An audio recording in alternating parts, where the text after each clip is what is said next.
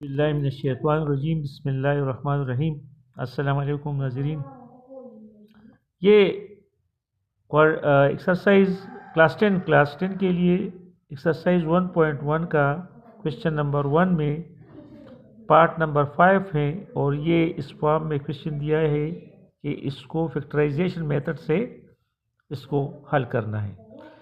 लेकिन सबसे पहले ये है कि आपने ये देखना है कि ये क्वाड्रेटिक यानी इस फॉर्म में है, यहाँ पर ये इक्वल टू ज़ीरो है। राइट हैंड साइड जो है वो ज़ीरो है और ये लेफ्ट हैंड साइड इस तरह से है A X square plus B X plus C. आया ये इस फॉर्म में है? नहीं, ये इस फॉर्म में नहीं है। तो इसको इस फॉर्म में कन्वर्ट करना है। तो इसको किस तरह से कन्वर्ट करेंगे? सबसे पहले तो इसको सिंप्लीफाई करेंगे, ब्रैकेट ख़त्म करेंगे। ये 3 जो है ये इसके साथ भी मल्टीप्लाई होगा और इसके साथ भी मल्टीप्लाई हो जाएगा। तो ये इस तरह से हो जाएगा 3x² और 3 1 ज़रा 3, ये 1 के साथ भी मल्टीप्लाई हो जाएगा। तो ये 3 1 ज़रा 3, 3 हो गया। अब यहाँ पर 4x हो गया है और 4 1 ज़रा 4।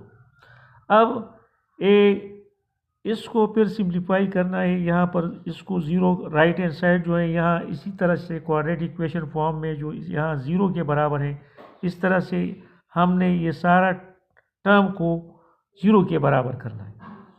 तो इसका एक आसान तरीका ये है कि इसको इस पूरे टर्म को, दो टर्म है, इसको इक्वल से इस तरफ पर लाएंगे तो ये साइन इसका चेंज हो जाएगा और ये कुछ नहीं बचेगा, तो ये ज़ीरो हो जाएगा। एक तरीका और ये होता है कि पहले हमने subtract 4x from both side, फिर जब इससे आंसर आ जाए फिर हमने सब्ट्रैक्ट 4 फ्रॉम बोथ साइड, तो ये ज़ीरो हो जाएगा। तो आसान तरीका ये है कि आपने एक्स स्क्वेयर 3x² ये यहाँ पर माइनस हो जाएगा, -4x हो जाएगा। और ये माइनस +4 है तो ये -4 हो जाएगा। ये -3 तो पहले ही से मौजूद है, ये तो पहले टर्म में मौजूद है। यहाँ पर कुछ नहीं बच गया तो यहाँ पर ज़ीरो बच गया, ये ज़ीरो रह गया। अब हमने क्या करना है, इसमें लाइक टर्म ये है कि -4x, ये दोनों लाइक टर्म है, इन दोनों को ऐड करना है।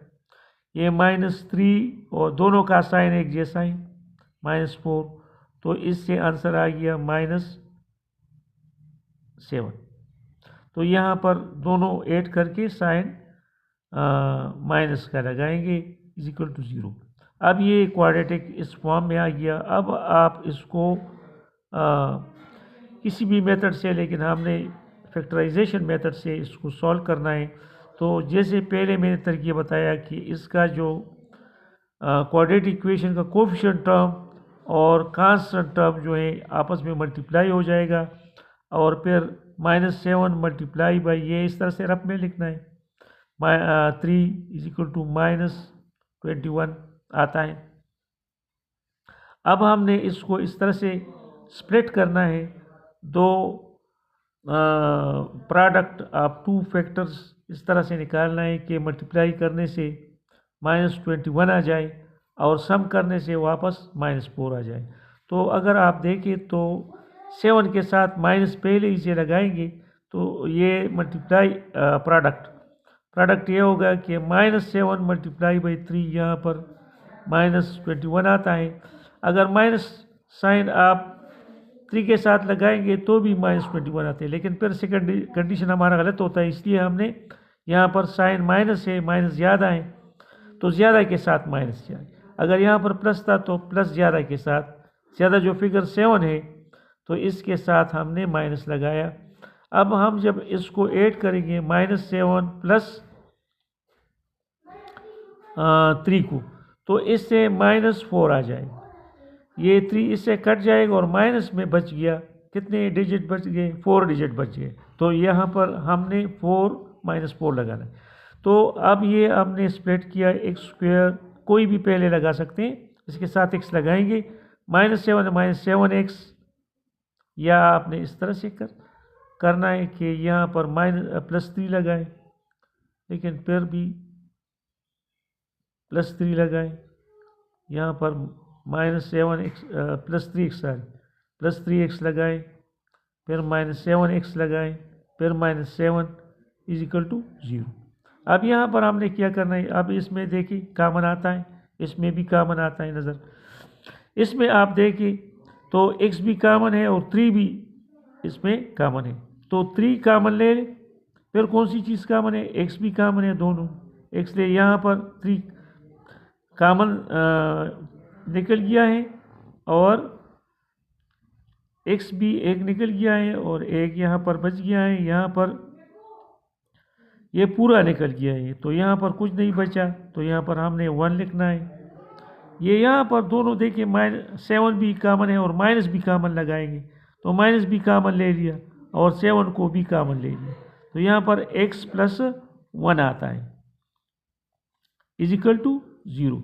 अब यहाँ पर आप देखिए दोनों टर्म जो चेंज होता है वो माइनस और प्लस से चेंज होता है, मल्टीप्लाई करने से चेंज नहीं होता। तो माइनस के इस साइड पर देखिए और इस साइड पर देखिए, हमें कौन सी चीज़ एक जैसा नज़र आता है, x + 1।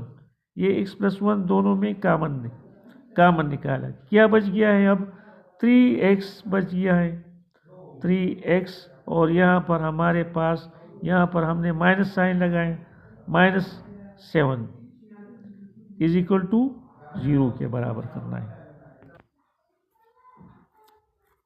अब यहाँ पर x + 3 और 3x - 7 इज इक्वल टू 0 आ गया है। अब हमने इधर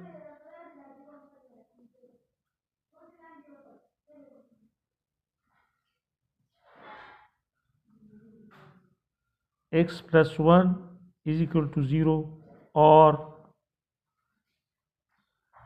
3x - 7 इज इक्वल टू 0।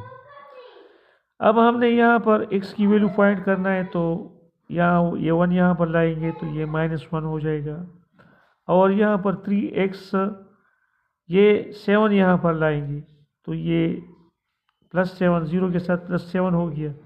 अब ये तो बराबर हो गया, x की वैल्यू आ गई। अब x के साथ 3 भी है, तो डिवाइड बोथ साइड बाय 3, या 3 वहाँ पर चलकर ये 7 पर डिवाइड हो जाए, या आप इस तरह से भी कर सकते हैं कि डिवाइड बोथ साइड बाय 3, तो ये 3 के साथ कैट किया और यहाँ पर हमारे पास 7/3 आंसर आ गया। अब हमने जो सोल्यूशन सेट है ये आपका ये हो गया है कि -1 और 7/, ये हमारा आंसर होगा। Thank you.